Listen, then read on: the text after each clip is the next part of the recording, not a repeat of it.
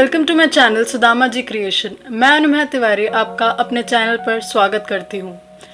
साकेत जो कि नोएडा के रहने वाले हैं, कल मिलने पर उन्होंने मुझे बताया कि उन्होंने एक न्यूज़ देखी जिसमें एक आदमी की एक्सीडेंट में मौत हो गई। उन्होंने ये बताया कि वो उनके दिमाग से निकल ही नहीं रहे, उनके दिमाग में ये चीज़ बैठ चुकी है। उनके दिमाग में कई तरीके के सवाल आ रहे हैं कि अब उनके परिवार का क्या होगा, उनके घर की रोजी रोटी कैसे चलेगी, क्योंकि वो अकेला आदमी था जो उनके घर में कमाता था। और परिवार वालों का अब क्या होगा, कौन उनकी देखभाल करेगा, और कई प्रकार के प्रश्न उनके दिमाग में उठ रहे हैं, जिसकी वजह से वो काफ़ी डिस्टर्ब्ड थे। और ये सारी बातें उनके दिमाग से जा ही नहीं रही। ये कोई समस्या नहीं है, ये एक तरीके की पर्सनालिटी है जिसको हम हाईली सेंसिटिव पर्सनालिटी कहते हैं। क्या आप भी इन सब चीज़ों को दिमाग से बाहर नहीं निकाल पाते, या आपको कोई भी टोके तो आपको बिल्कुल भी अच्छा नहीं लगता और बहुत दुखी हो जाते हैं? अगर आपके ज़िंदगी में छोटे छोटे बदलाव से दिक्कत होती है, यानी कि अगर आपको रूम भी चेंज करना पड़ जाए तो आप काफ़ी सोचते हैं और इतना सोचते हैं कि आपका दिमाग थक जाता है, तो आपकी भी पर्सनालिटी हाईली सेंसिटिव पर्सनालिटी ही है। आज हम इस वीडियो में इस पर्सनालिटी के बारे में अच्छे से डिस्कस करेंगे। मैं ये कंटेंट काफ़ी रिसर्च करके लाती हूँ और आपको आसान भाषा में समझाने की कोशिश करती हूँ, तो प्लीज़ मेरी वीडियो को लाइक करें, मेरी वीडियो को शेयर करें, चैनल को सब्सक्राइब करें और कमेंट कर बताएं कि आपको मेरी वीडियोस कैसी लगती हैं। तो चलिए शुरू करते हैं। अगर हम कोई बैड न्यूज़ सुनते हैं और उसको अपने दिमाग से नहीं निकाल पाते, आपके दिमाग में वो चीज़ लगातार चलती रहती है, उसके परिवार के बारे में चलती रहती है। अगर कोई आपकी बुराई करे तो वो आपके दिमाग में बैठ जाती है, आपको बहुत बुरा लगता है वो सब सुनकर और उसको भुला नहीं पाते।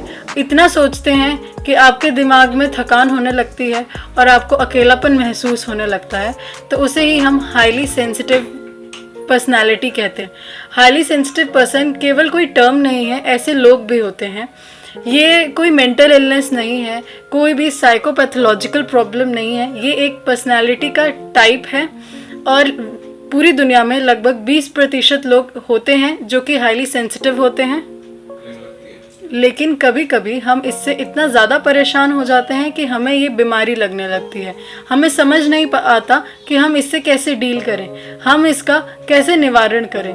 तो आज हम इस वीडियो में इसके निवारण के बारे में जानेंगे। ऐसे लोगों को इमेच्योर कहा जाता है क्योंकि लोगों को ये लगता है कि वो ज़रूरत से ज़्यादा किसी भी चीज़ पर रिएक्ट करने लगते हैं, लेकिन ऐसा नहीं होता है। हाईली सेंसिटिव लोगों के ऊपर अपना कंट्रोल होता ही नहीं है और वो रिएक्ट कर जाते हैं, और प्रोफेशनल लोग इन्हें अवॉइड करना शुरू कर देते हैं, जो कि सही नहीं है। जबकि देखा जाए तो हाईली सेंसिटिव पर्सन दूसरों के बारे में ज़्यादा सोचते हैं, यानी कि ज़्यादा सिंपैथी रखते हैं। इनके पास भावनात्मक समझ बाकियों से ज़्यादा होती है और इन्हें अगर हम सपोर्ट करें तो काफ़ी अच्छे तरीके से ये लोग तरक्की कर सकते हैं। पर प्रोफेशनली लोग इन लोग को सपोर्ट नहीं करते हैं, क्योंकि इन लोगों को लगता है कि ये काफ़ी इमेच्योर होते हैं और छोटी छोटी बातों पर रिएक्ट करते हैं, जो कि प्रोफेशनली सही नहीं है। अब हम बात करेंगे कि कोई भी आदमी हाईली सेंसिटिव कैसे होता है। इसके पीछे काफ़ी बड़ी थ्योरी है जिसको कहते हैं सेंसरी प्रोसेसिंग थ्योरी। इसका मतलब ये होता है कि इनकी सेंसरी सिस्टम काफ़ी तेज़ होता है। कोई भी जानकारी हमें अपनी इंद्रियों यानी कि सेंसरी से पता लगती है, और किसी चीज़ को बर्दाश्त करने की हमारी एक लिमिट होती है। हाईली सेंसिटिव लोगों को में बर्दाश्त करने की क्षमता कम होती है और दिमाग तेज़ रिएक्ट करता है। इसी वजह से ये किसी भी बदलाव को जल्दी एक्सेप्ट नहीं कर पाते हैं। हाईली सेंसिटिव लोग ज़्यादा सोचते हैं क्योंकि इनका दिमाग इन्फॉर्मेशन को थोड़ा डीप प्रोसेस करता है। बदली परिस्थितियों में एडजस्ट करने में इनको काफ़ी टाइम लगता है, भीड़ में एडजस्ट करने में इनको काफ़ी टाइम लगता है। अब हम इस बारे में बात करते हैं कि हमें क्या करना चाहिए अगर हम हाईली सेंसिटिव हैं। हमें ये समझना बहुत ज़रूरी है कि दुनिया में 20% लोग का माइंड हाईली सेंसिटिव होता है, और वो ऐसे ही इन्वायरमेंट में ग्रोन अप हुए होते हैं, जिसकी वजह से इनके का ये आदत डेवलप हो गई है और थोड़ा इसे कंट्रोल करना काफ़ी ज़रूरी है।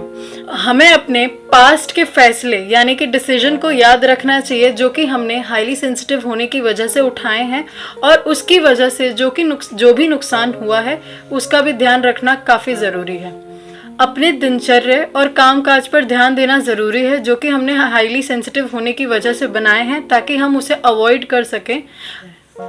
जैसे कि किसी को अगर आपके सामने चोट लग जाए तो उसके बारे में सोचने से अच्छा उनको अस्पताल ले जाकर उनकी मदद करी जाए।